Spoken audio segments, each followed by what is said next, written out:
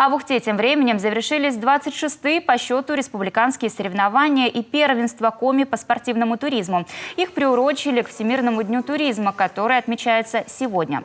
На базе отдыха «Войпель» в Сосновом Бору неподалеку от местечка Крахаль собрались 14 команд из разных районов республики. От 10 лет и старше. То есть девочки, мальчики, девочки, юноши, девушки, мужчины, женщины. Усинский район, Ухта, Усть-Вымский район, Сыктывкар, Сысоцкий район, Карткировский и Прилузский. Соревнования прошли на дистанциях 2 и 3 класса, в личном первенстве, в связках и в эстафете.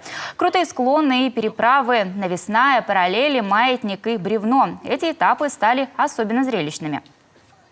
Блоки этапов я бегаю 3-й класс и 2-й. Ну, самый сложный это 3-й класс для меня пока. Я бегу со старшими, потому что у меня еще нету возраста такого. И там самое сложное это вот блоки этапов, например, подниматься по навеске вверх и спускаться вниз дюльфером, то есть, или подниматься также по навеске вверх, перелезать на другую навеску и спускаться по навеске. Ну, вот такие это нужно думать, нужно делать. Спортсмены соскучились по соревнованиям и не теряли боевой дух на протяжении всех 3 дней, ночуя в палатках, несмотря на то, что температура в ночное время опускалась ниже нуля. В итоге награды в различных номинациях получили около 100 участников.